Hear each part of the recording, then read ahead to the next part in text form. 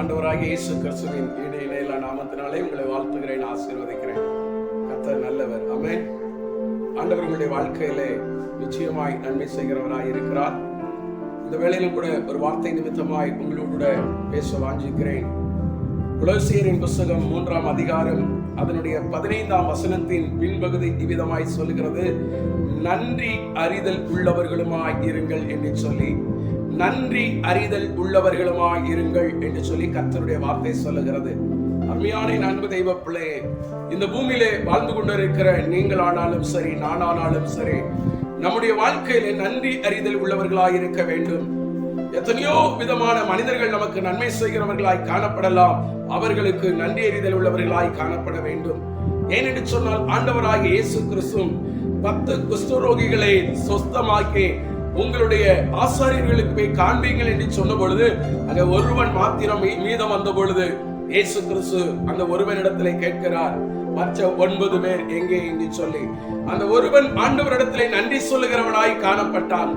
அதனாலே ஆண்டவர் கேட்கிறார், மற்ற 9 பேர் எங்கே என்று சொல்லி.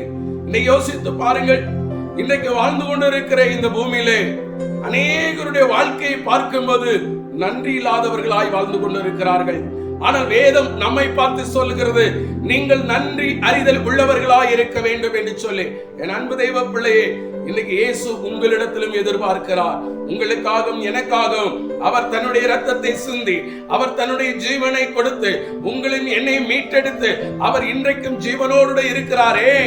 அந்த தேவனுக்கு என்னுடைய பாவத்தை கழுவினாரே, என்னுடைய வாழ்க்கையில் இருக்கிற சாபத்தை மாற்றினாரே, பாவ சேற்றில் இருந்து என்னை தூக்கினாரே, என்னுடைய வாழ்க்கையில மேன்மையை தந்தாரே, அந்த தேவனுக்கு நாம் நன்றி அறிதல் உள்ளவர்களாய் இருக்க வேண்டும்.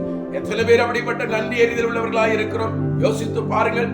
தேவனுடைய காரியத்திலே, தேவனுக்காக செயல்படுகிறதிலே, தேவ சமூகத்திலே காத்திருக்கிறதிலே எத்தனை பேர் நன்றி அறிதல் உள்ளவர்களாய் இருக்கிறோம்? அவர் நமக்கு எவ்வளவோ செய்திருக்கிறாரே. ஆண்டவர் நம்முடைய வாழ்க்கையில நமக்காக எத்தனையோ காரியத்தை செய்து முடித்திருக்கிறாரே. நீங்களும் நானும் சுமக்க வேண்டிய சிலுவை அவர் நமக்காக சிலுவையில எல்லாவற்றையும் பாருங்கள், எல்லாவற்றையும் சுமந்தாரே. எவ்வளவு பெரிய காரியத்தை செய்திருக்கிறார். அந்த தேவனுக்கு நீங்களும் நானும் நன்றி அறிதல் உள்ளவர்களாக இருக்க வேண்டும். என் அன்பு தெய்வ பிள்ளையே, நீ யோசித்து பாருங்க. நம்முடைய வாழ்க்கையில நன்றி அறிதல் உள்ளவர்களாக இருப்போம் என்று சொன்னால் என் ஆண்டவர் உங்களை பலப்படுத்துவார். அல்லேலூயா. நன்றி அறிதல் உள்ளவர்களாக இருக்க வேண்டும்.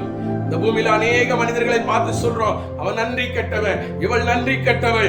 என்னுடைய வாழ்க்கையில் எவ்வளவோ நன்மையை பெற்று இருக்கிறாங்க, எவ்வளவோ உதவி செஞ்சிருக்கிறவங்களுக்கு கொஞ்சம் கூட நன்றி இல்லையே, கொஞ்சம் கூட மனசாட்சி இல்லையேன்னு சொல்லிக்கிட்டு இருப்பாங்க. ஆனால் நான் எப்படி இருக்கிறேன்? நான் நன்றி உள்ளவளாய் இருக்கிறேனா? நான் நன்றி உள்ளவனாய் இருக்கிறேனா? என் தேவனுக்கு நன்றியுள்ள ஒரு மகனாய் மகளாய் நான் காணப்படுகிறேனா? இந்த அனுபவம் நமக்குள்ள வேண்டும்.